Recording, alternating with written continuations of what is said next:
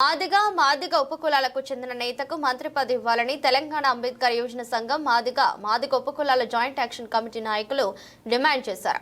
ఈ మేరకు కరీంనగరంలోని అంబేద్కర్ యోజన సంఘ కార్యాలయంలో ఏర్పాటు చేసిన మీడియా సమావేశంలో దళిత నాయకులు మాట్లాడారు. మాదిగ ఉపకులాలకు చెందిన వారికి మాత్రమే మంత్రి పదవి ఇవ్వాలని ముఖ్యమంత్రిని మంత్రి పొన్నం ప్రభాకర్ను కోరారు.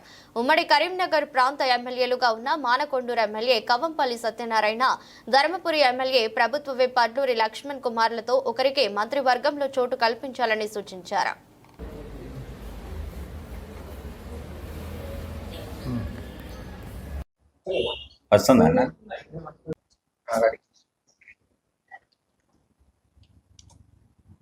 మాదిగ ఉప సంఘాల జాయింట్ యాక్షన్ కమిటీ వర్ధిల్లాలి. మాదిగ ఉపకుల సంఘాల జాయింట్ యాక్షన్ కమిటీ వర్ధిల్లాలి. ఈనాడు బహుజన సంఘాల సమైక్య రాష్ట్ర అధ్యక్షునిగా మరి ఈనాడు సభలో మరి సమావేశంలో అటెండ్ అయినటువంటి తెలంగాణ అంబేద్కర్ సంఘం రాష్ట్ర జనరల్ సెక్రటరీ అయినటువంటి సుద్దాల లచ్చన్న గారు, మరి అదేవిధంగా తెలంగాణ అంబేద్కర్ సంఘం జిల్లా అధ్యక్షులు సముద్రాల అజయ్ గారు, మరి లెదర్ పార్క్ పోరాట యోధుడు మన పొత్తూరి రమేష్ గారు, మరి బ్రదరు మన వాళ్ళందరూ కూడా సోదరుడు అనిల్ గారు అందరు కూడా పాల్గొనడం జరిగింది. ఏబిసిడి వర్గీకరణ చేసినటువంటి మరి కాంగ్రెస్ మాదిగల పక్షపాతని చెప్పక తప్పదు.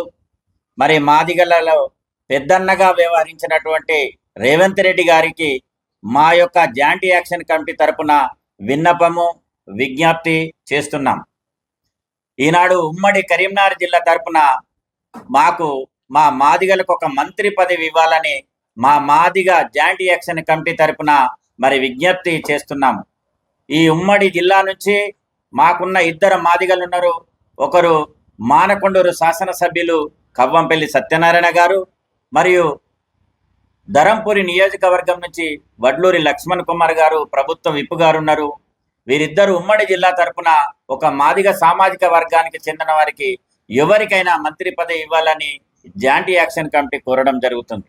కాంగ్రెస్ పార్టీ ఈనాడు చూసినట్టయితే కులగణన చేసింది, మరి ఏబిసిడి చేసింది, మరి బీసీలను కూడా 42% రిజర్వేషన్ కూడా చేసినటువంటి ఏదైనా పార్టీ ఉందంటే అది కాంగ్రెస్ పార్టీ అనేది చెప్పక తప్పదు. ఈనాడు మా యొక్క జాయింట్ యాక్షన్ కమిటీ తరఫున మెయిన్గా కాంగ్రెస్ ఉమ్మడి కరీంనగర్ జిల్లా నుంచి ఇన్ఛార్జి మంత్రి అయిన ఉత్తమ కుమార్ రెడ్డిని గారిని కూడా అడుగుతున్నాం. అయ్యా, మా మాదిగలకు మంత్రి పదవి ఇంకొకటి వచ్చే అవకాశం ఉన్నది, అది కూడా జనాభా తమాషా ప్రకారం అడుగుతున్నాం. మేము మా 35 లక్షల జనాభా ఏదైతే ఉందో జనాభా తమాషా ప్రకారం మీరు మాదిగలకు ఖచ్చితంగా కూడా మంత్రి పదవి ఇవ్వాలని ఇన్ఛార్జి మంత్రి అయినటువంటి ఉత్తమ కుమార్ రెడ్డి గారికి, పొన్నం ప్రభాకర్ గారికి, మరియు దుద్దిల్ల శ్రీధర్ బాబు గారికి మేము విజ్ఞప్తి చేసుకుంటున్నాము.